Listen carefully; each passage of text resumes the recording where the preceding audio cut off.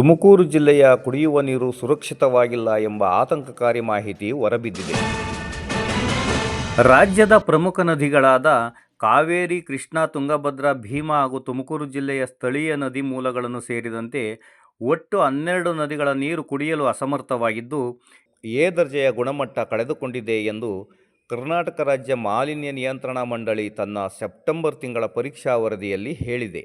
ತುಮಕೂರು ಜಿಲ್ಲೆಯಲ್ಲಿ ನೇತ್ರಾವತಿ ನದಿ ನೀರನ್ನು ಕುಡಿಯುವ ನೀರಿನ ಉದ್ದೇಶಕ್ಕೆ ಬಳಸಲಾಗುತ್ತಿದೆ. ಈ ನೀರನ್ನು ಪ್ರತಿ ತಿಂಗಳು ಪರೀಕ್ಷೆ ಮಾಡಲಾಗುತ್ತಿದ್ದು, ನೀರಿನಲ್ಲಿ ನೈಟ್ರೇಟ್, ಫಾಸ್ಫೇಟ್ ಹಾಗೂ ಕೊಲಿಫಾರ್ಮ್ ರಾಸಾಯನಿಕಗಳು ಹೆಚ್ಚಾಗಿವೆ. ನೇತ್ರಾವತಿ ನದಿ ನೀರು ಬಿ ದರ್ಜೆಯಲ್ಲಿದ್ದು, ಇದು ಸ್ನಾನಕ್ಕೆ ಮಾತ್ರ ಯೋಗ್ಯವಾಗಿದೆ, ಕುಡಿಯಲು ಯೋಗ್ಯವಾಗಿಲ್ಲ. ಇದೇ ನೀರನ್ನು ತುಮಕೂರು ಜಿಲ್ಲೆಯಲ್ಲಿ ಕುಡಿಯಲು ಬಳಸಲಾಗುತ್ತಿದ್ದು, ಸಾರ್ವಜನಿಕರ ಆರೋಗ್ಯದ ಮೇಲೆ ಪರಿಣಾಮ ಬೀರುವ ಸಾಧ್ಯತೆ ಇದೆ ಎನ್ನಲಾಗಿದೆ.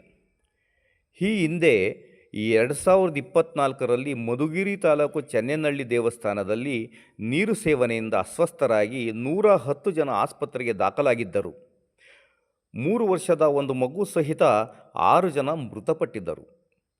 ಜಿಲ್ಲಾ ಆರೋಗ್ಯ ಇಲಾಖೆ ಓವರ್ ಹೆಡ್ ಟ್ಯಾಂಕ್ನ ನೀರನ್ನು ಪರೀಕ್ಷಿಸಿದಾಗ ನೀರು ಕಲುಷಿತವಾಗಿದ್ದು, ಕುಡಿಯಲು ಅಸಮರ್ಥವಾಗಿರುವುದು ತಿಳಿದು ಬಂದಿತ್ತು. ಜಿಲ್ಲೆಯ ಹಲವು ಗ್ರಾಮಗಳಲ್ಲಿ ಕೊಲಿಫಾರ್ಮ ಬ್ಯಾಕ್ಟೀರಿಯಾ ಕಂಡುಬಂದಿದ್ದು, ತಕ್ಷಣ ನೀರು ಸರಬರಾಜು ಸ್ಥಗಿತಗೊಳಿಸಿ ಟ್ಯಾಂಕರ್ ಮೂಲಕ ಶುದ್ಧ ನೀರು ವಿತರಿಸಲಾಗಿತ್ತು.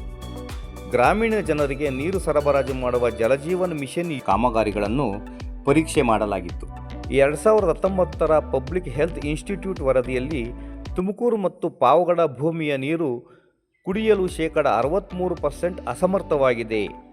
ಈ ನೀರಿನಲ್ಲಿ ಫ್ಲೋರೈಡ್ ಅಂಶ ಹೆಚ್ಚಾಗಿದ್ದು, ಹಲ್ಲು ಮತ್ತು ಮೂಳೆಗಳ ಗಂಭೀರ ಸಮಸ್ಯೆಗಳಿಗೆ ಕಾರಣವಾಗುತ್ತದೆ ಎಂದು ತಿಳಿಸಿದೆ.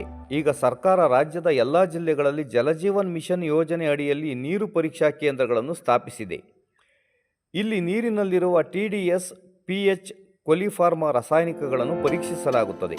ಜಿಲ್ಲೆಯ ಸಾರ್ವಜನಿಕರು RO ಫಿಲ್ಟರ್ ಬಳಸುವುದರ ಜೊತೆಗೆ ಕುಡಿಯುವ ನೀರಿನ ಬಗ್ಗೆ ಜಾಗರೂಕರಾಗಿರುವುದು ಉತ್ತಮ. ನಿಮ್ಮ ಆದ್ಯತೆಯ ಸುದ್ದಿಗಳಿಗಾಗಿ ವೀಕ್ಷಿಸಿ ನ್ಯೂಸ್ ಟುಡೇ ಕನ್ನಡ.